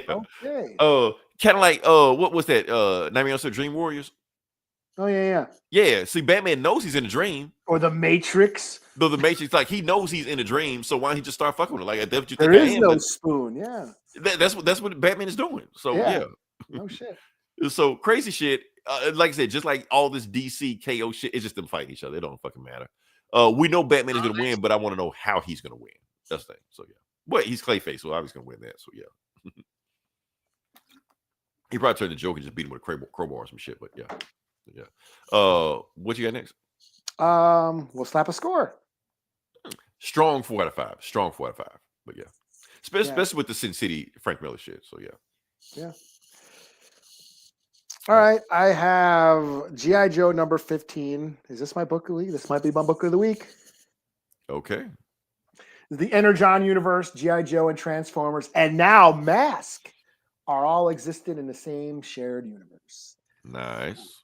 So Duke and Cobra Commander have teamed up. So this is the Dreadnought War. This is part 3 of the Dreadnought War.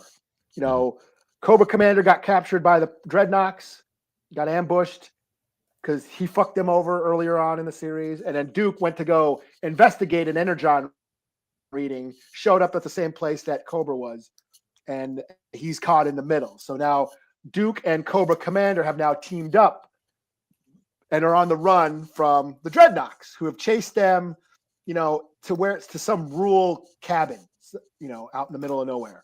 And it turns out it's Road Pig. Okay. Road Pig, for those who don't know, is another Dreadnought. He's like a big giant, you know, like leather-faced Bebop dude or in a Rocksteady pig or one of them. Yeah, like Bebop or is it Rocksteady? I don't know which one is which. Yeah, but he's a big leather-faced looking dude in a pig mask, living in a. Oh, so he's not a mutant. He's wearing a mask. Okay. No, he's just wearing a mask. He's just a big giant dude. Okay. Master Blaster motherfucker. So they fight. Duke fights him, and of course, you know, Road Pig fucks him up. And as you can see, that Road Pig is some sort of cannibal serial killer dude. Damn. Okay. And he ties up both Duke and Cobra Commander up in her attic. Got him hanging on chains in the attic. You know. Oh, and then the Dreadnoughts show up. Yeah, the Dreadnoughts show up, and they're like, "Hey, you're on my property." And then he starts fighting the Dreadnoughts. He's never met the Dreadnoughts before. You know, starts fighting the Dreadnoughts. You know, fucks up Ripper. No, he fucks up one of them. I can't remember which one. And then they go inside. You know, and meanwhile, while they're fighting outside, Cobra Commander and Duke, here they are hanging in the attic. You know, on hooks. And they have like a bonding moment. They start talking to each other and like, what are you doing, man? Why? And Cobra Commander doesn't have a mask on. So now Duke is looking at him and he's got like, damn, Cobra Commander's all fucked up. Now we've never seen him, right? He goes, yeah, we haven't seen. And you can see, I love the color scheme on these pages. You know, I love how these pages look. It's like straight out of like Seven or something. You know.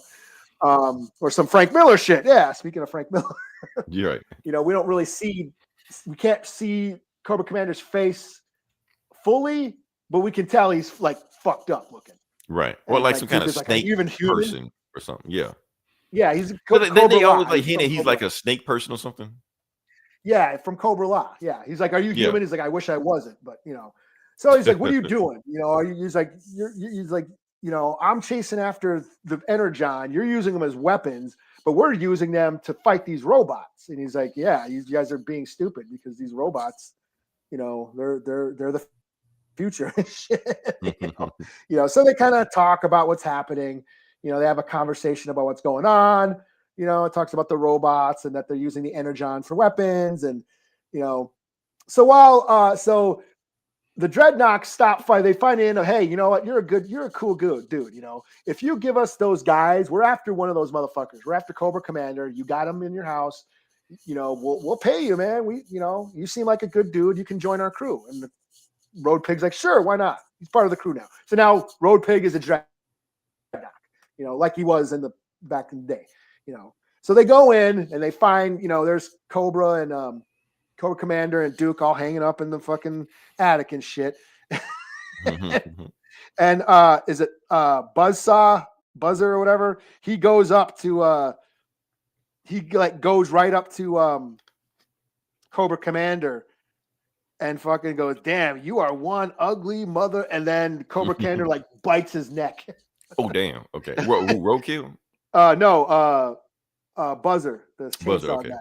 You know, and it's like, and then there's a big old fight, and then you know, they start beating the shit out of him again, and then we cut to Scarlet. Is it Lady J or Scarlet? One of the chicks, and is it Clutch? Yeah, Clutch, because Clutch has Hound, the Transformer, the Jeep Transformer. Anyways, go back to the pit, and they're like, "Yo, we haven't heard from Duke in a long time. Like he never stays silent this long. He probably needs our help. Let's go get him. And I got somebody who can come along with us that could help us. And he's talking about Hound, the Transformer, the one that turns into the Jeep, the Army Jeep. So that's where, and there's also a side plot where Hawk has met with Destro. So while Destro and the Dreadnoks set up Cobra Commander, and now Destro is running Cobra because he thinks the Dreadnoks are going to kill Cobra Commander. Mm-hmm. So we have a subplot. We cut to Hawk has now met with Destro about using the Energon as weapons. So I don't know if Hawk is going to be a two-timing fucking bastard. Right. So that's setting up now. But yeah, Clutch and Lady J, I think, or the Scarlet, they're in Hound. They're going to go rescue Duke, who's now captured with the Dreadnoks and Road Pig. So yeah, this was dope. This was a lot of fun. This is like, I liked how they're turning Road Pig into like a Texas Chainsaw slasher villain. And now he's joining the Dreadnoks and shit. You know, the Mad Max villain gang. Yeah, this is fuck it. I'll give it a 5 out of 5, 4.5, 5 out of 5, whatever. This is great. You know, I'm one of the cooler issues so far. But this Dreadnought War has been fun. You know, every issue of the Dreadnought War has been a lot of fun. Mad Max, and now throw in some Hills Have Eyes, Texas Chainsaw. This is fucking great. And yeah, that's it. That's about it. That's all I got. I'm booked out. I'm booked out also. Okay. Cool. Yeah. Also, I'm gonna throw one more thing in there. I meant to do this last week, but I didn't get a chance to throw it in last week. Okay. So, Eli, are you on Threads? No. Well, we are. Oh, I am. Well, we are. So I just want to say something I did on Threads that's pretty cool that honestly nobody really gives a shit, but I'm going to say it anyway because I just want to just toot my own horn. I'm like that. Last month we hit 1 million views on Threads just in last month. So okay. Yeah, I thought it was pretty cool. So, on what was it? I mean, something popular. It was like a bunch of things that popped up, but it averaged up to 1 million views. It wasn't like one thing they were watching. It wasn't like one thing, but like one thing they did like maybe like 500,000, and then this other thing like 300,000. You know, it added up to it. So yeah. So what is Threads anyways? I keep seeing it popping up, but I don't. Okay, so Threads is Meta's version of Twitter or X or whatever you want to call it. Shit, I can't remember what you call it, but that's okay. It's basically Meta's version of it. So instead of Instagram, you add it's the same thing. I like it. Twitter to me has gone to shit. Not just because of the Elon Musk thing, well, mainly because of Elon Musk thing, but the app itself just has gone to shit. It just really has. So Meta is kind of like more chill, relaxed on there. Not as many assholes. Most people don't know about it. I'm pretty sure the assholes will come when it becomes more popular. For right now, it's just a chill platform. And a lot of stuff I go on there, like I said, it does numbers that it don't do anywhere else. Like I could put a post on our Facebook page that gets no views and go on there to 300,000. All kind of comments, all kind of shit like that. Like the same content. It didn't make any sense, but whatever. So they're just pushing us hard over there. So yeah, just to the horn. Doesn't mean anything. Like I said, they don't monetize it because at least Threads will tell you up front, we ain't paying nobody. So yeah. There you go. Okay. Cool. So so that information and 5 pennies can get us a nickel. Not even that. Nickels ain't pennies ain't worth shit anymore. So yeah, I forgot. So yeah. All right. So anything else you got? Did you see that criminal? Yeah. Well, no. Did you see that criminal comic? It was supposed to be a criminal one shot. You know, Ed Brubaker's series. Is that something new? I heard it was like a one shot coming out. But I don't know if it was like a whole graphic. Because usually those are graphic novels, but I don't know. But yeah. I didn't see it. I didn't see it anywhere. Who's the company? Image or? I think it's Image, right? Okay. But I don't know. We'll be on the lookout. Maybe we ask Gomer. I don't know where Gomer at, but we'll ask him to see what's going on. So, yeah. Yeah, I read that. I've been sticking it out with that new Godzilla series on IDW, the one that Tim Seeley's writing. It's like Power Rangers shit. Yeah, I've been sticking. Oh yeah, with all those people showing up. Okay, yeah. Yeah, but I think I'll jump off once the arc is over. I'm sticking it out through this arc. Maybe I'll give it a full review when I'm done. Nice. All right. So next week we'll. Other than that, yeah, I'll look out. Okay. I mean, next week we'll come up with something else. I have an idea in my head where we might be headed to, as long as they don't screw up the schedule. We'll see where it goes. Yeah, but appreciate everybody jumping in. Listen this long, less more than 30 seconds. We appreciate you. Also, shout out to Gabe, specifically to Gabe, because I know for a fact that he was the one that did it. When I dropped one of the clips, like the Absolute Batman 14 clip, I just dropped a clip of it. He was the first one to watch the whole thing all the way through, comment on it, liked it, and basically it told YouTube, hey, this video doesn't suck. And they actually pushed it than they normally would have. So, yeah. So, like I said, that's all it takes. Yeah, that's all it takes. Just one person to do that shit and then push it out there. So, yeah. So, we'll come back. Follow us next week. We'll see what's going on. Until then, this is Leroy. This is Eli. We'll talk to you guys next week. Same bullet time, same bullet channel.